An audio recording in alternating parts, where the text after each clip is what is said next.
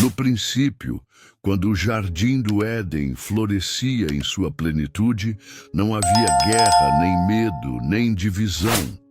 Adão e Eva caminhavam em comunhão com o Criador, cercados por abundância e beleza. Mas foi justamente nesse cenário de perfeição que surgiu a primeira sombra da tentação. A serpente, discreta e astuta, não se apresentou com violência ou ameaça, mas com palavras que deslizavam como sussurros. Essa aparição marca o início de uma intriga que atravessaria gerações. Afinal, por que uma simples pergunta seria capaz de abalar os alicerces da criação? É nesse detalhe que se encontra a profundidade da narrativa, o poder de corromper, não pela força, mas pela dúvida. O que mais chama a atenção é que a serpente não tentou Eva com promessas de riqueza material ou prazeres imediatos. Ela trabalhou na mente, plantando a ideia de que havia algo escondido, algo que Deus estaria retendo. O questionamento, é verdade que Deus disse, soa como um gatilho para despertar a insegurança e a curiosidade. Veja a genialidade da estratégia. Não foi uma negação direta da ordem divina, mas uma distorção, um convite sutil a desconfiar do Criador. É aqui que nasce o princípio da tentação como nós a conhecemos. Ela se alimenta da dúvida e cresce no coração humano.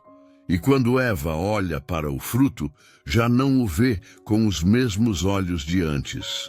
O que antes era apenas mais um elemento do jardim, agora parece algo especial, um segredo proibido.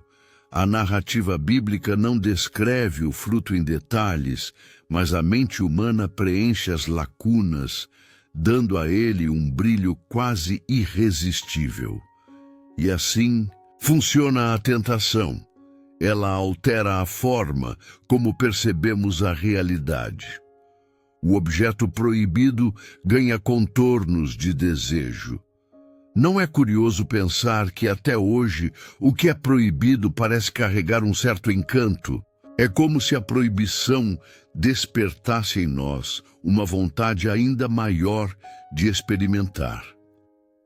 Mas o verdadeiro poder dessa história não está apenas no fruto, e sim no diálogo. A serpente não obrigou Eva a nada. Ela apenas conversou. Esse detalhe revela uma chave interpretativa poderosa. A tentação se dá na esfera da comunicação, da influência, da narrativa. Palavras constroem mundos, mas também podem destruir. Quando Eva decide tocar no fruto, já não é mais apenas sobre comer, mas sobre ceder à ideia de que poderia ser como Deus.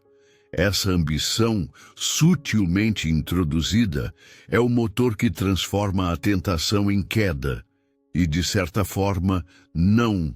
Somos nós também vulneráveis a essa mesma dinâmica?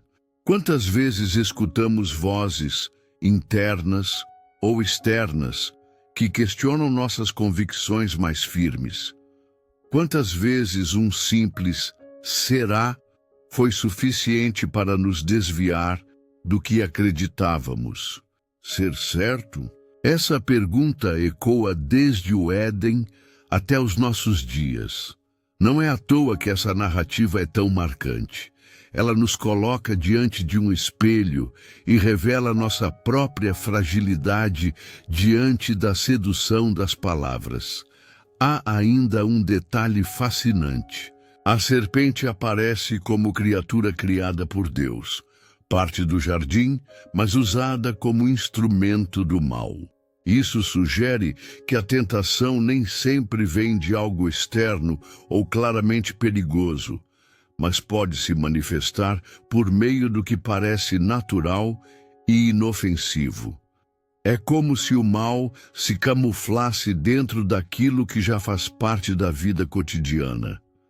Essa sutileza é assustadora e ao mesmo tempo brilhante, pois mostra que o verdadeiro campo de batalha não está apenas no exterior, mas no interior da mente.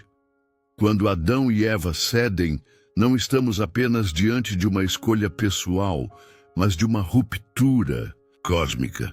A entrada do pecado no mundo não começa com uma guerra celestial, mas com uma conversa no jardim.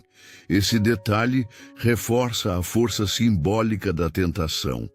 Ela é sorrateira, ela começa pequena, mas suas consequências são imensuráveis. Se a queda da humanidade tem sua origem em uma pergunta distorcida, então não é de se admirar que a tentação continue sendo um dos maiores instrumentos de influência na história humana. E aqui está o ponto-chave para você que está acompanhando essa narrativa.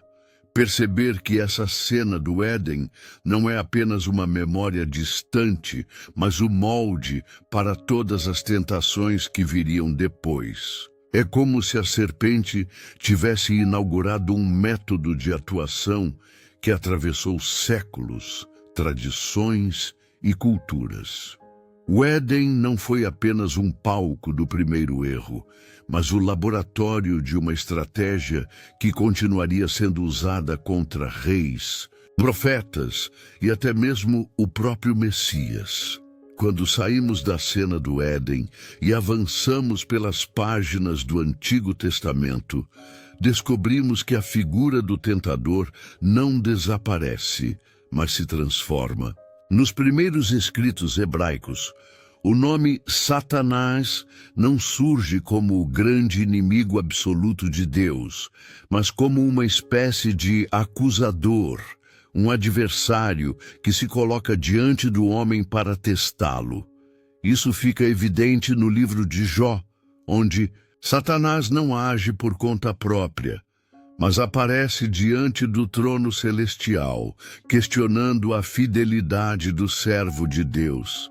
Curioso, não?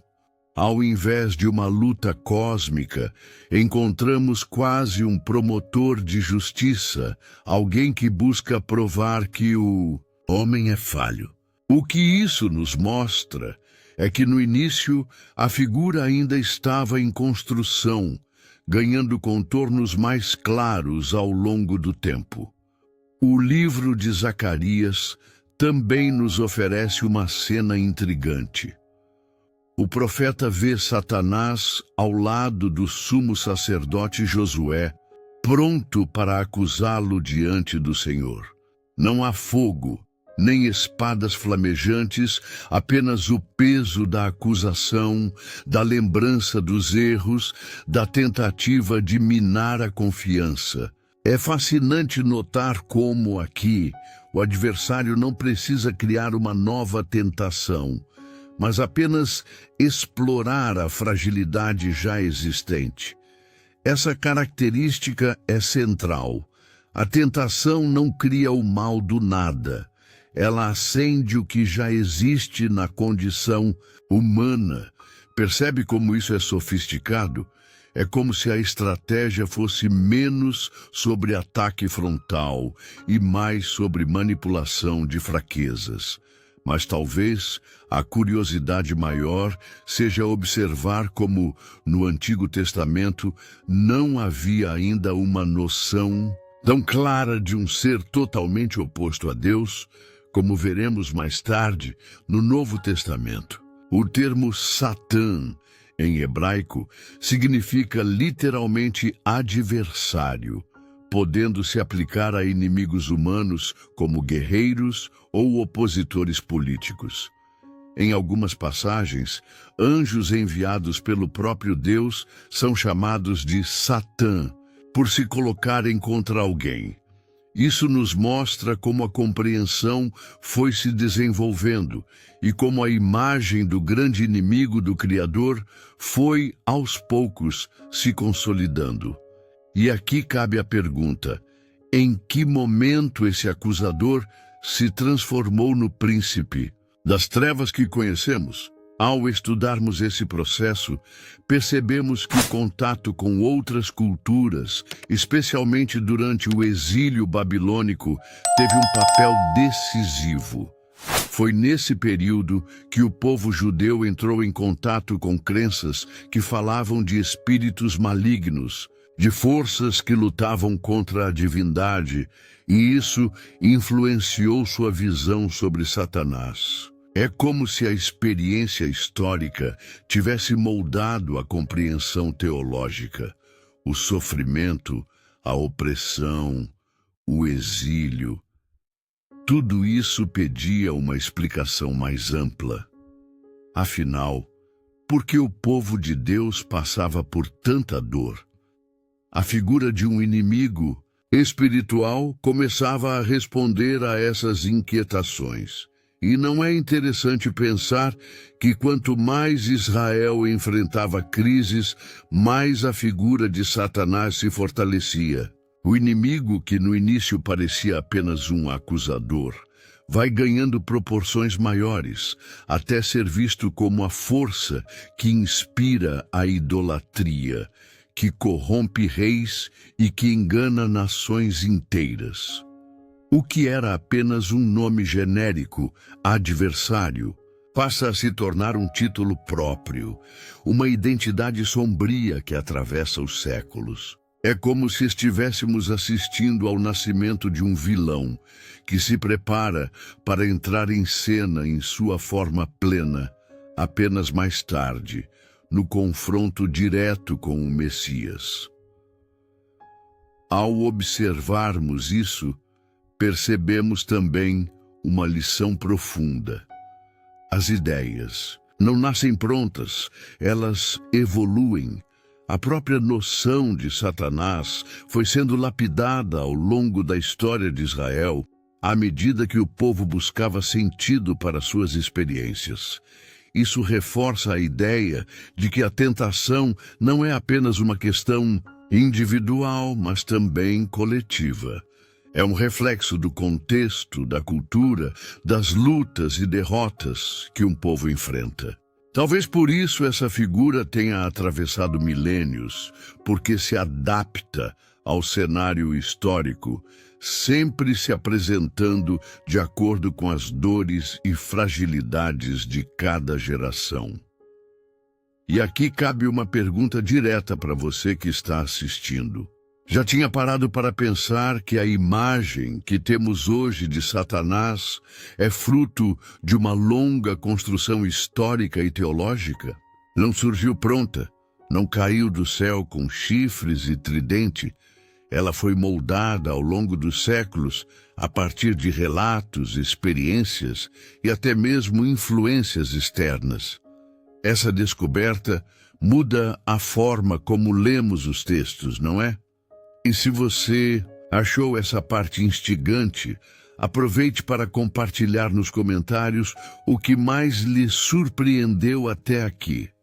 Será que o que mais chama a atenção é a função de acusador ou o processo de transformação em grande inimigo? E o mais impressionante é notar como, mesmo nesse papel inicial, o adversário já exercia enorme influência. Ele não precisava dominar exércitos nem erguer impérios. Bastava a dúvida, a acusação, a lembrança da fragilidade humana. É esse poder invisível, sutil e corrosivo, que já se manifestava no Antigo Testamento e que mais tarde se tornaria uma das marcas mais claras de sua atuação. E conforme avançarmos, veremos como essa figura se expande, ganha detalhes e se torna cada vez mais perigosa, até o ponto de se transformar em um verdadeiro protagonista das batalhas espirituais da humanidade. Quando mergulhamos nos textos apócrifos, como 1º Enoque e Jubileus, descobrimos um panorama surpreendente da rebelião celestial. Aqui, Satanás não está sozinho. Ele aparece rodeado de anjos que, por orgulho ou curiosidade, desafiam a ordem divina. É fascinante perceber que nesses relatos a desobediência não é apenas um ato isolado, mas uma conspiração organizada. Esses textos descrevem seres que possuíam conhecimento avançado, quase proibido, e que decidiram compartilhar segredos com a humanidade, provocando caos e corrupção. O que antes parecia apenas uma figura de acusador se transforma agora em líder de uma rebelião que ecoa nos séculos. A narrativa de 1º Enoque detalha que esses anjos, chamados de vigilantes, desceram à terra motivados por desejo e curiosidade, rompendo a barreira entre o divino e o humano. Ensinaram práticas ocultas, magia, astrologia e até formas de guerra e sedução. Aqui, a tentação deixa de ser apenas sutil e se torna um impacto direto na sociedade, afetando não apenas a mente, mas também a cultura e a moral do povo. É como se a corrupção tivesse se institucionalizado, penetrando nas estruturas da civilização e mostrando que a influência do mal podia ser sistemática, planejada e devastadora. A queda desses anjos é descrita com um tom dramático. Há bint, uma punição severa, mas também uma percepção de que a semente da rebelião já havia sido plantada. As ações desses seres provocam mudanças profundas na humanidade, influenciando gerações. É curioso perceber que nesses relatos, Satanás atua como estrategista e mentor, guiando outros seres e antecipando consequências. Não é mais apenas a serpente do Éden ou o acusador em Jó, é uma liderança sombria que articula a corrupção em múltiplos níveis, como se estivesse criando um plano de longo prazo para afastar a criação da ordem divina. Além disso, os textos apócrifos enfatizam o impacto moral e espiritual sobre o povo de Deus. O pecado deixa de ser apenas uma falha individual e passa a ser coletivo, um reflexo da influência que o mal celestial exerce sobre a sociedade. Essa dimensão coletiva nos faz refletir. Até que ponto a tentação não está ligada a contextos históricos e culturais? A ação de Satanás e seus seguidores demonstra que a sedução pode se manifestar tanto em gestos pessoais quanto em estruturas sociais e que a compreensão do mal exige olhar para além do indivíduo, para o cenário em que ele está inserido.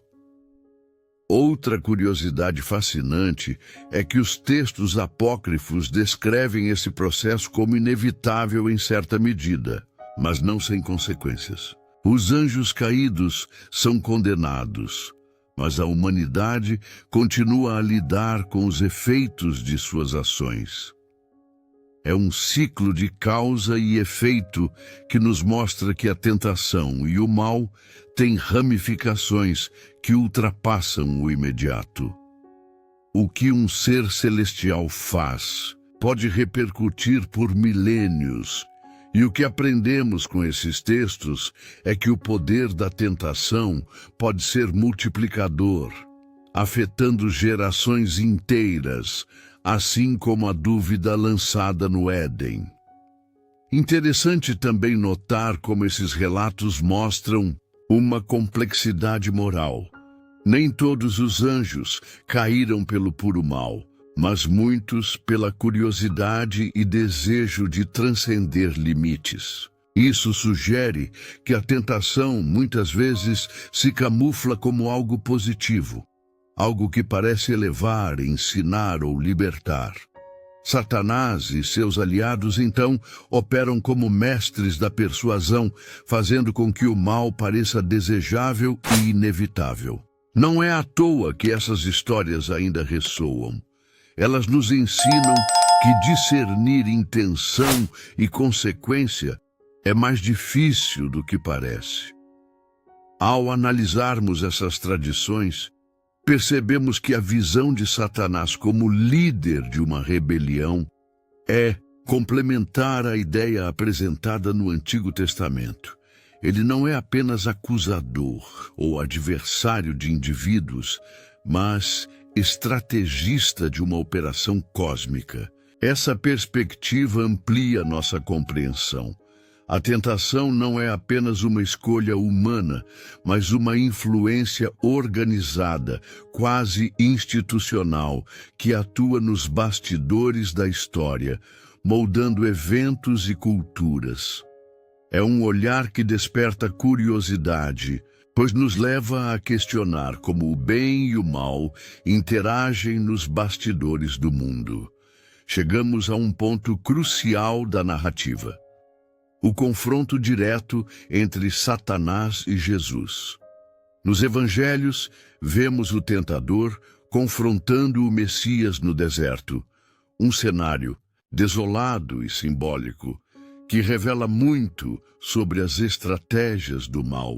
Aqui a tentação não é apenas física ou material, mas profundamente psicológica e espiritual. O deserto é quase um personagem da história, árido, silencioso, perfeito para que a mente humana se torne vulnerável.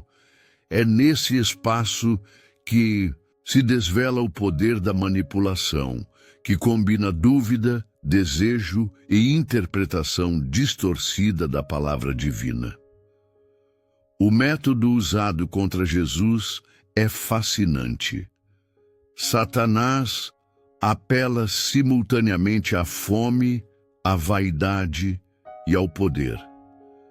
Cada tentativa é cuidadosamente calibrada para explorar uma necessidade humana, mesmo em alguém perfeito.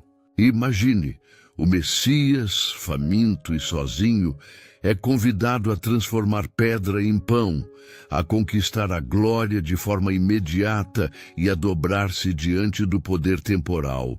Esse triângulo de tentação mostra como a sedução opera em níveis diferentes: corpo, mente e espírito.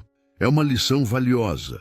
O mal não age apenas de forma direta, mas estratégica, estudando pontos fracos e oportunidades. O diálogo entre Jesus e Satanás também nos revela algo essencial. A resistência não é apenas passiva.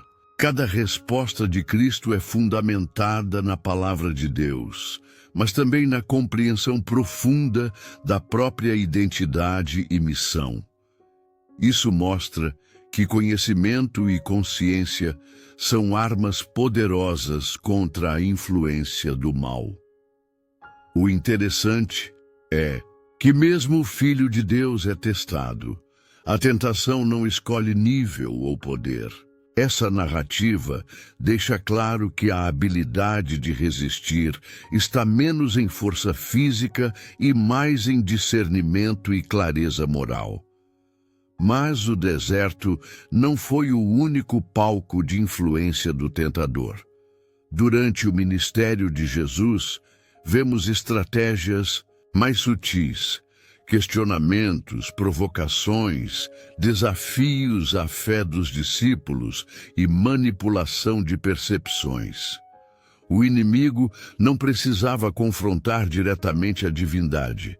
Ele buscava semear confusão, desconfiança e distração.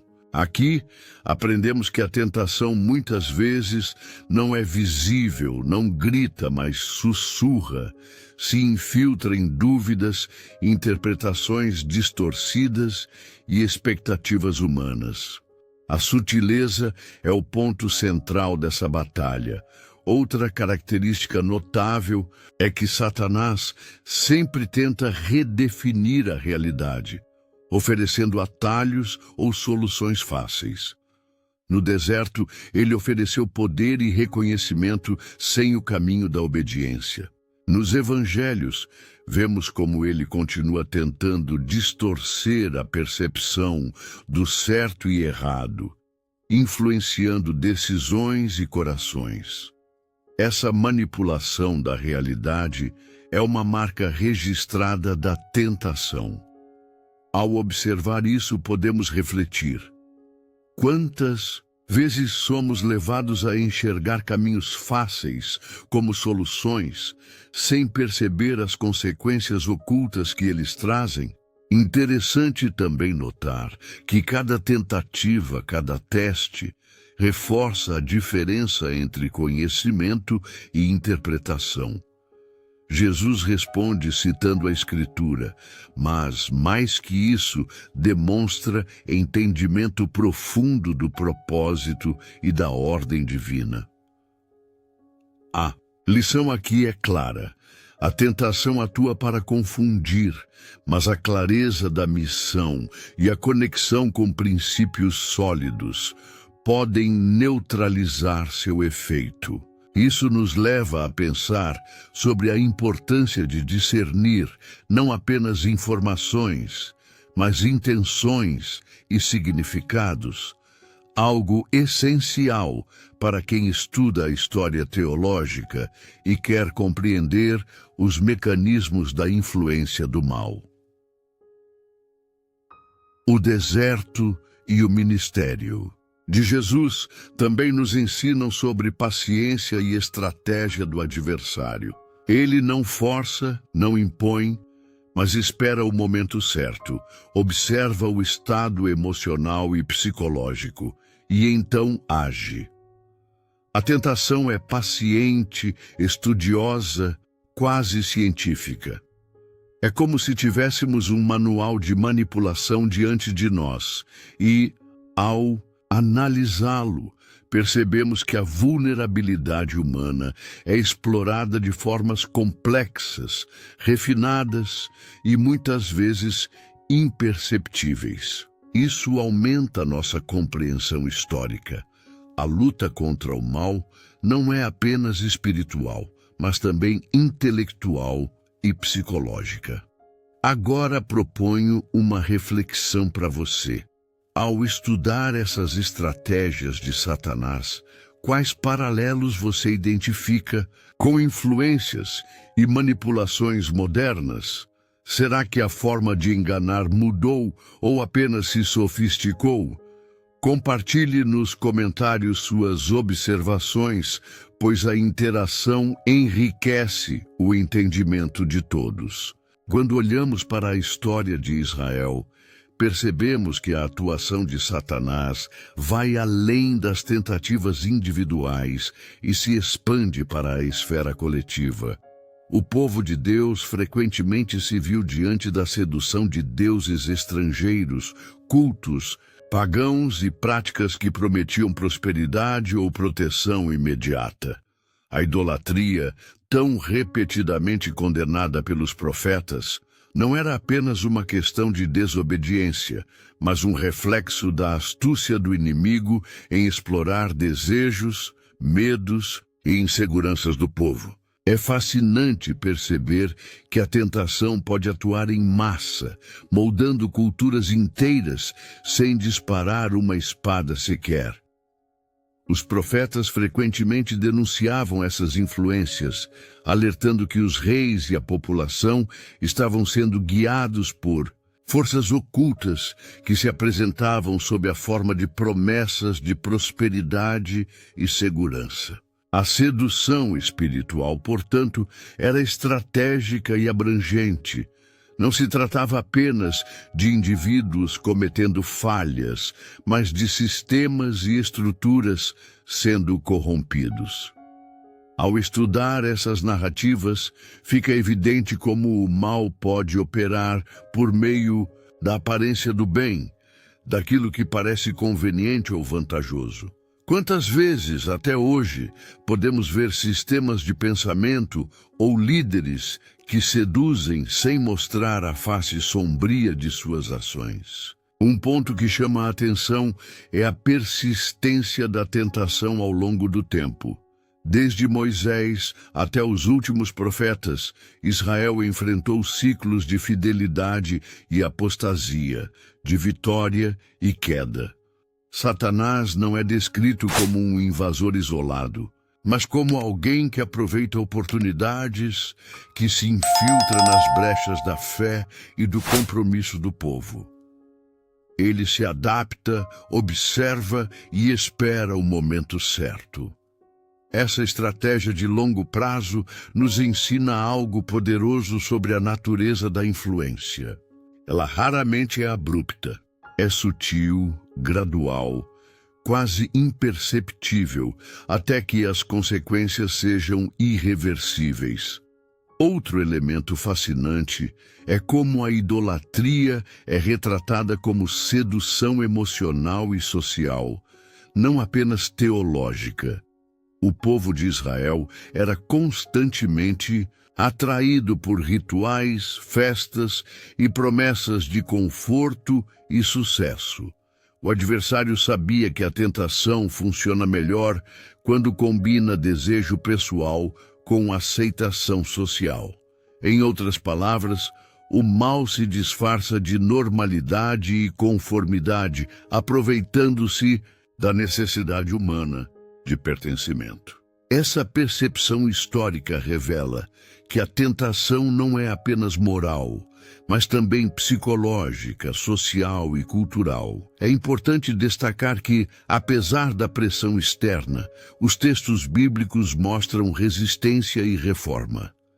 Líderes fiéis, sacerdotes e profetas eram capazes de identificar a influência do mal e guiar o povo de volta à ordem divina. Essa alternância de corrupção e restauração mostra que a história espiritual de Israel é um retrato vivo da tensão entre a sedução e a fidelidade. Para nós, estudiosos ou curiosos da teologia, essa dinâmica oferece uma lição. O mal age de maneira organizada e persistente, mas a consciência e a instrução podem contrabalançar suas ações. Outro aspecto notável é a forma como a tentação coletiva é registrada em narrativas detalhadas. Livros como Reis e Crônicas descrevem reis que, ao adotar cultos estrangeiros, arrastam toda a nação para práticas corruptas. Satanás, nesse contexto, atua como uma força invisível que aproveita a ambição, a preguiça espiritual e a busca por segurança imediata. A leitura dessas passagens nos permite compreender que a tentação não é apenas uma questão de escolha pessoal, mas também de influência sobre sistemas e estruturas, moldando o destino de povos inteiros. Ao analisarmos esses episódios, percebemos que a atuação do adversário sempre procura um ponto de entrada, uma brecha na fé, uma vulnerabilidade no compromisso do povo com Deus. Essa constatação nos leva a refletir sobre padrões de comportamento humano e social. Até que ponto estamos sujeitos a influências externas que nos desviam do que consideramos certo? E como identificar e resistir a essas forças de sedução que se apresentam disfarçadas de progresso ou benefício? É um convite à análise e à reflexão crítica. E aqui vai um convite para você que acompanha este vídeo. Observe como essas histórias ressoam hoje. Em que situações modernas podemos identificar paralelos com as tentações coletivas enfrentadas por Israel? A sedução da facilidade, do conforto ou da aprovação social não seria, de certa forma, uma continuação dessas estratégias do adversário? Deixe suas reflexões nos comentários, pois interagir com essas ideias ajuda a todos a compreender melhor a complexidade da influência do mal. No Novo Testamento, a figura de Satanás assume contornos mais claros e universais. Ele não é mais apenas o acusador ou o inimigo localizado nas experiências de Israel. Ele se torna o príncipe deste mundo, o enganador das nações, aquele que age por trás das estruturas humanas para distorcer a verdade e afastar os homens de Deus. Paulo, Pedro e João descrevem-no como alguém que influencia reinos, corações e pensamentos, operando como uma força invisível, mas extremamente poderosa. É impressionante perceber que, nesse estágio, a narrativa não se restringe mais a indivíduos, mas abrange toda a humanidade, mostrando o alcance cósmico da tentação. O Evangelho de João nos apresenta uma imagem impactante. Satanás é o pai da mentira, aquele que trabalha nas sombras para obscurecer a percepção da realidade. Aqui, o inimigo não precisa lutar fisicamente, nem aparecer com força visível. Ele age através da falsidade, da confusão e da distorção da palavra de Deus. Pergunte-se, não é fascinante como uma simples mentira pode ter impactos duradouros, desviando pessoas de seu caminho, exatamente como essa descrição sugere? A estratégia é sofisticada, pois manipula a mente antes de qualquer ação concreta, explorando fraquezas e dúvidas. Paulo, em várias de suas cartas, reforça a ideia de que Satanás atua sobre sistemas humanos, dominando aquilo que ele chama de princípio do mundo. Isso significa que não é apenas um adversário pessoal, mas alguém que molda culturas, ideologias e poderes temporais. A tentação, nesse sentido, se torna quase institucionalizada, atuando em larga escala, enquanto as pessoas muitas vezes nem percebem a influência. É um alerta potente. O mal pode ser invisível e sutil, mas não menos eficaz, sendo capaz de orientar decisões e formar padrões de comportamento coletivo. Outro ponto fascinante é a forma como João, em Apocalipse, descreve o enganador das nações com títulos como Dragão e Serpente Antiga. Essas imagens evocam poder, astúcia e longevidade. Satanás é retratado como um estrategista de longo prazo, que planeja suas ações com paciência e precisão, trabalhando para corromper e desviar. Ao comparar com os relatos do Antigo Testamento, percebe-se que a figura evoluiu, mas mantém a essência.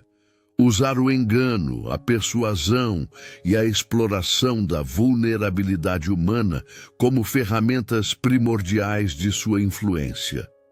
A atuação do adversário não se limita a reis ou impérios. Ele também se manifesta na vida cotidiana, nas tentações individuais que refletem padrões coletivos.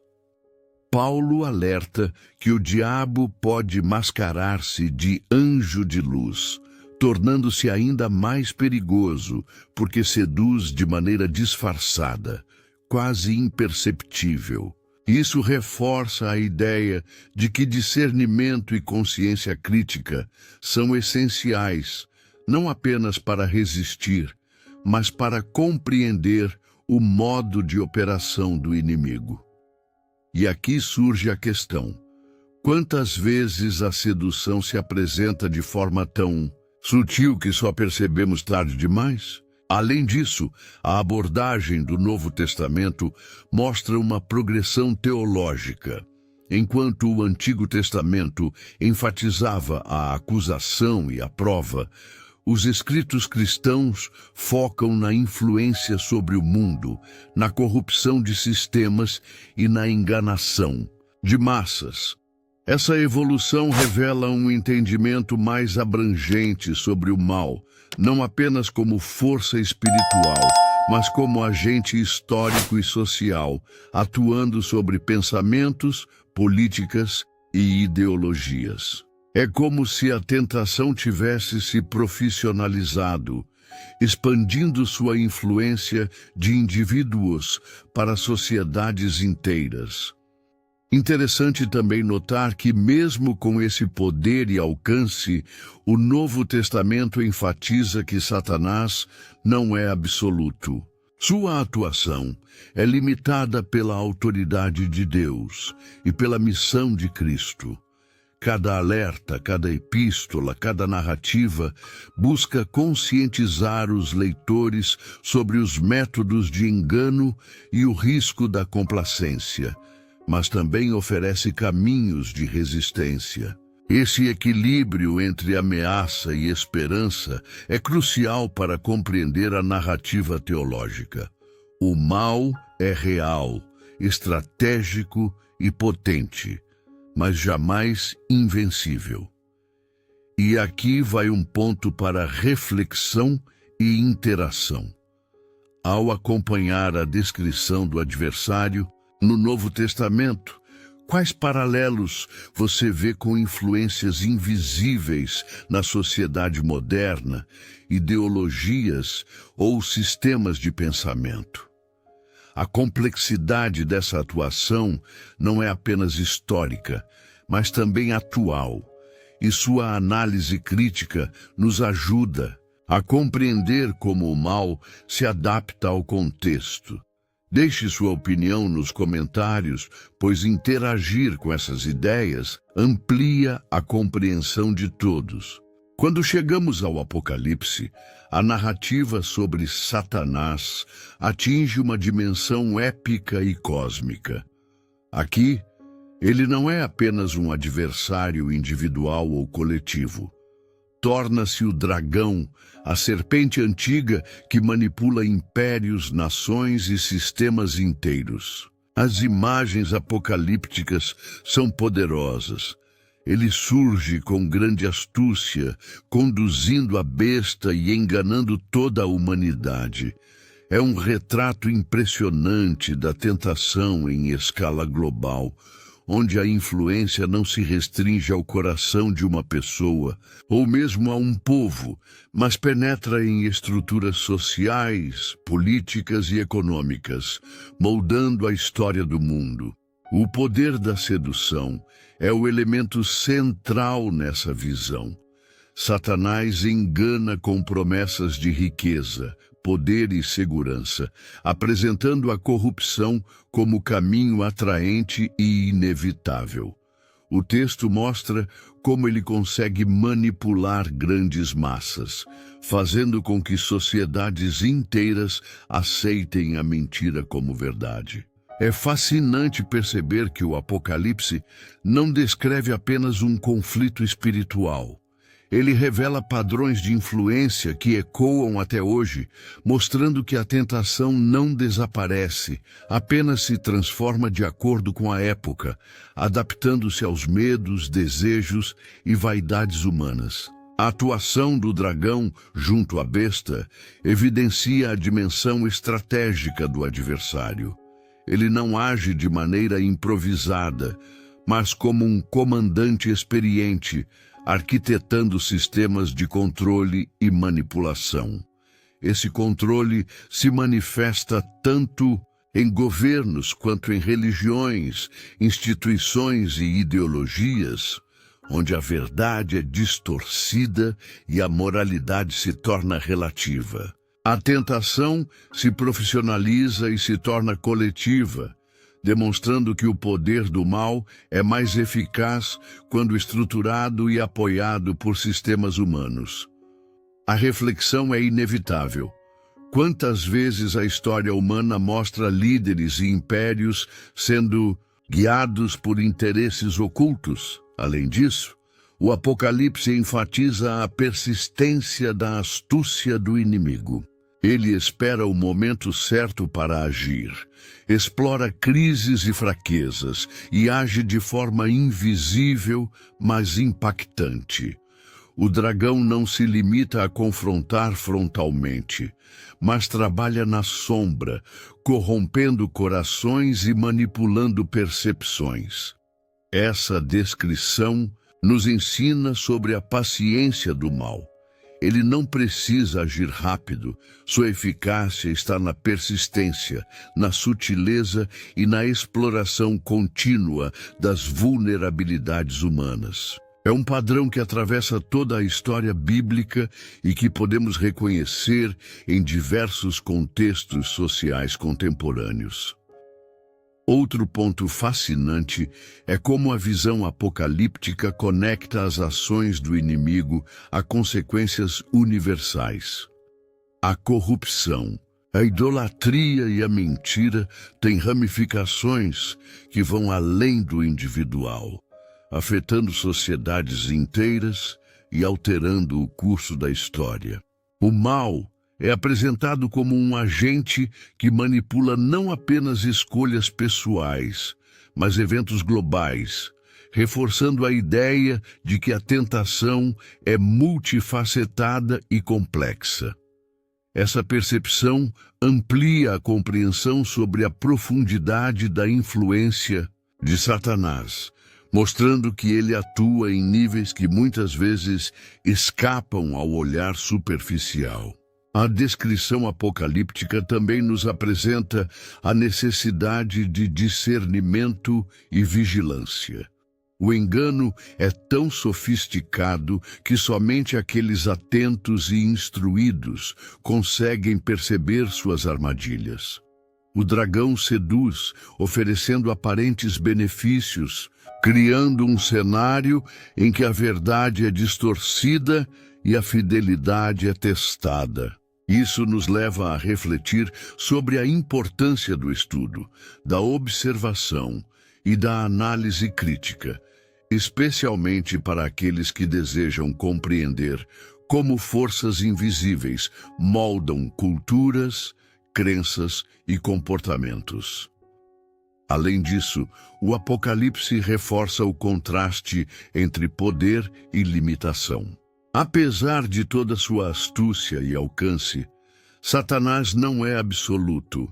Sua influência é temporária, controlada pelo desígnio divino e destinada a culminar em derrota final. Esse equilíbrio traz uma dimensão pedagógica à narrativa. A história da tentação e da manipulação não é apenas uma crônica de poder, mas também um aviso sobre as consequências de ceder à sedução e sobre a esperança de restauração. É um convite para estudar, observar e compreender os mecanismos do mal com profundidade. E aqui, antes de prosseguirmos para o último tópico, deixo uma reflexão para você. Ao observar o dragão e a besta, consegue perceber padrões de manipulação semelhantes em sociedades modernas, ideologias ou sistemas de poder? A apocalíptica nos mostra que a tentação global funciona por estratégias que atravessam tempo e cultura. Deixe nos comentários suas ideias sobre como esses padrões podem se manifestar hoje, pois a interação ajuda a todos a compreender melhor a complexidade da influência do adversário. Ao chegarmos ao fechamento dessa jornada, percebemos que a figura de Satanás não é apenas histórica ou literária. Ela deixou uma herança duradoura nas tradições cristãs e judaicas. Lúcifer, o portador da luz que se rebelou e se tornou símbolo da queda, transforma-se no inimigo final, aquele cuja influência atravessa séculos e culturas. Essa construção simbólica se consolidou nos ensinamentos, sermões e interpretações teológicas, moldando a maneira como a humanidade entende o mal, a tentação e a resistência espiritual. A curiosidade aqui é inevitável. Como um ser que começou como acusador, evoluiu para a personificação do mal absoluto. No cristianismo, a tradição expandiu a imagem de Satanás como antagonista cósmico, utilizando tanto textos bíblicos quanto apócrifos para reforçar seu papel.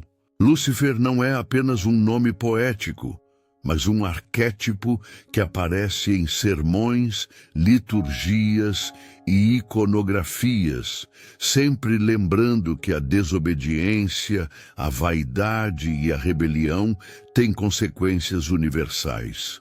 O estudo histórico mostra que essas ideias foram incorporadas na cultura popular, na arte e na literatura, reforçando a imagem do inimigo final e sua influência sobre indivíduos, líderes e sociedades. Cada detalhe desses relatos revela estratégias de sedução que são ao mesmo tempo históricas, literárias e teológicas. No judaísmo, embora a figura de Satanás seja menos centralizada e personificada do que no cristianismo, ela também desempenha um papel relevante. Ele aparece como adversário, acusador e testador, especialmente em textos como o Talmude e algumas tradições místicas.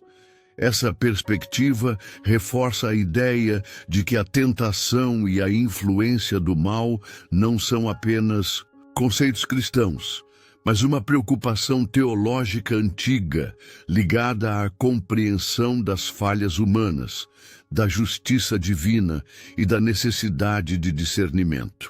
É fascinante perceber que, mesmo em contextos diferentes, a função do inimigo mantém padrões surpreendentemente consistentes. Outro aspecto interessante é como a figura de Satanás se tornou um ponto de referência moral e cultural. Sua história serve para explicar a origem do mal, os conflitos humanos e os desafios da fé. Ele é um aviso, uma representação daquilo que seduz, corrompe e desvia, mas também um convite à análise crítica. O estudo histórico e teológico nos permite perceber que a tentação é mais eficaz quando se adapta às circunstâncias e que Lúcifer, como inimigo final, é a personificação máxima dessa adaptação. Estratégico, paciente e persistentemente influente. Além disso, a herança de Satanás nas tradições religiosas não se limita ao ensino moral. Ela influencia práticas, liturgias e a própria compreensão do cosmos, mostrando como a espiritualidade, a história e a psicologia humana se entrelaçam. A compreensão de sua atuação exige uma análise que vai além do texto bíblico, incorporando estudos culturais, históricos e literários. Isso enriquece o conhecimento, especialmente para quem busca entender o contexto teológico e histórico das histórias, sem se limitar à interpretação espiritual individual. A tradição cristã também destaca a vitória final sobre o inimigo, um tema presente no Apocalipse e em sermões patrísticos. A queda de Satanás e sua derrota servem como conclusão moral e teológica.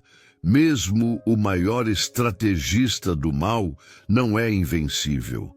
Essa narrativa funciona como um modelo de resistência e reflexão, mostrando que conhecimento, discernimento e compreensão das estratégias do mal são essenciais para não sucumbir a tentação.